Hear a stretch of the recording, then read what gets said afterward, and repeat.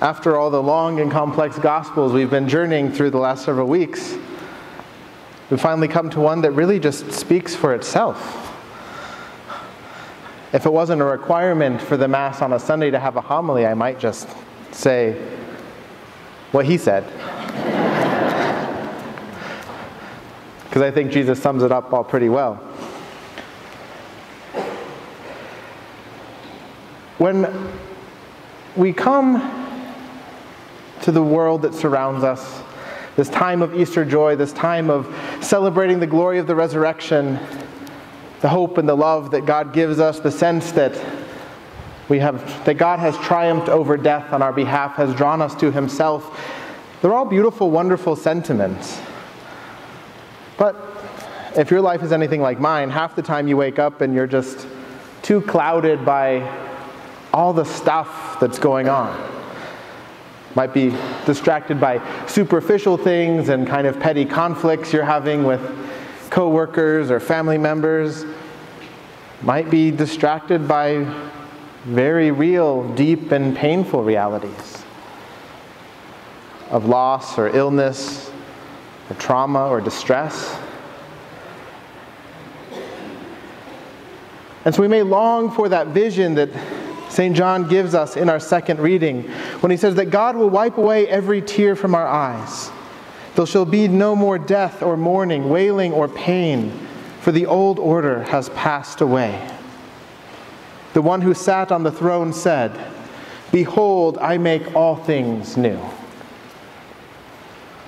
Indeed, that newness is the hope of the resurrection in this Easter season. The hope that things are in fact different than they were. And yet, too often, they look pretty much the same.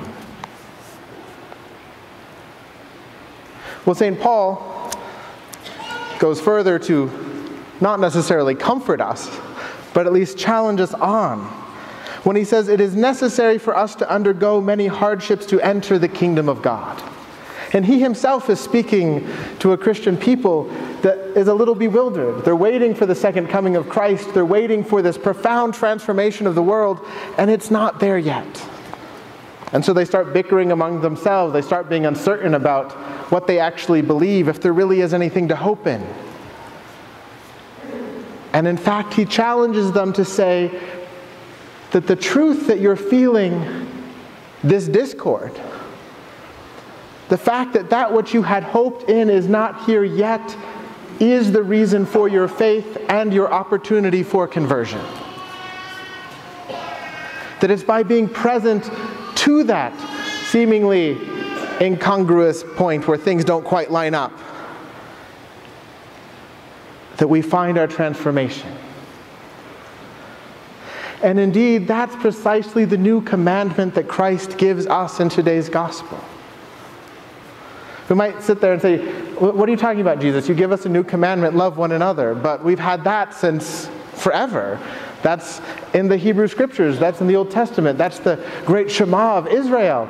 "O Israel, you shall love your Lord your God with all your heart and all your strength and all your might, and love your neighbor as yourself." What's so new about this? How is that a new commandment? Oh, but Jesus continues. He doesn't just leave it at love one another. He says, "Love one another as I have loved you."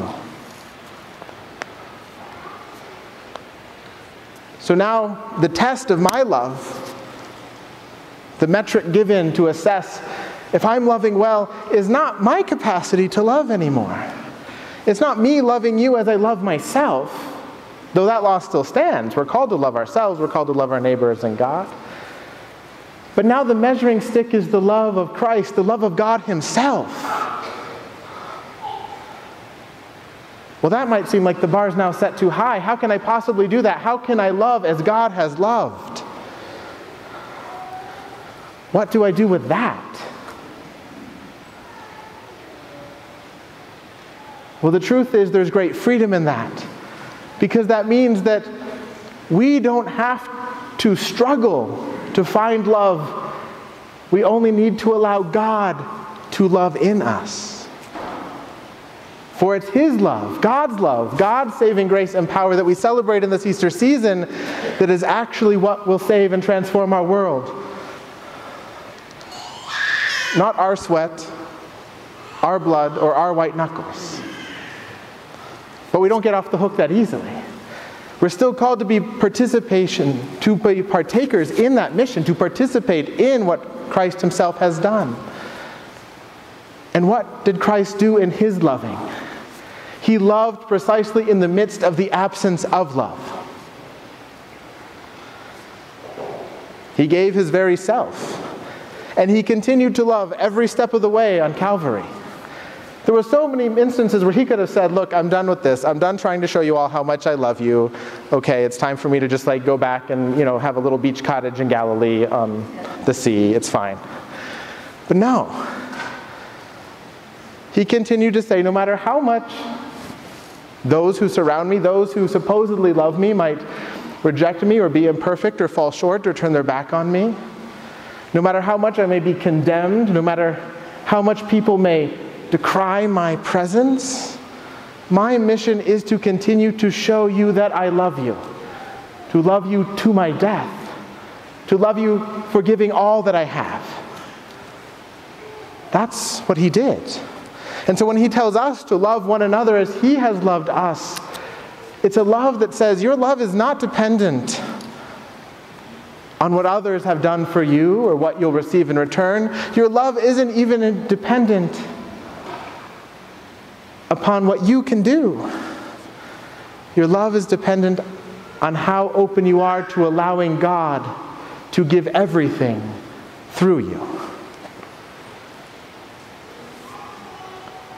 And in that moment, when we're facing those trials that St. Paul speaks of, when we're seeing a world that just seems full of pain and bewilderment like St. John speaks of, then we know that the answer is not that God is absent, but that God is moving within each and every one of us.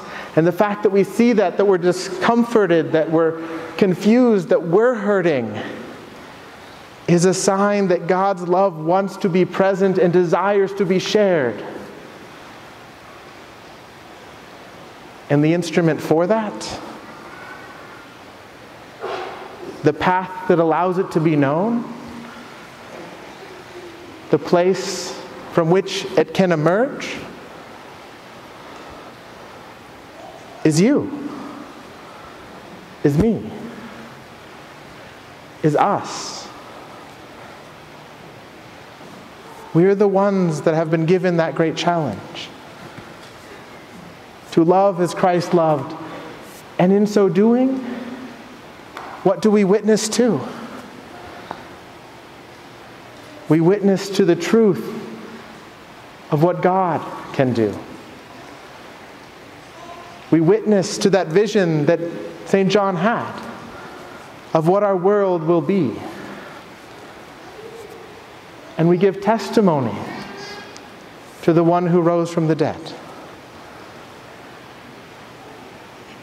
For they will know that we are His body when we love one another.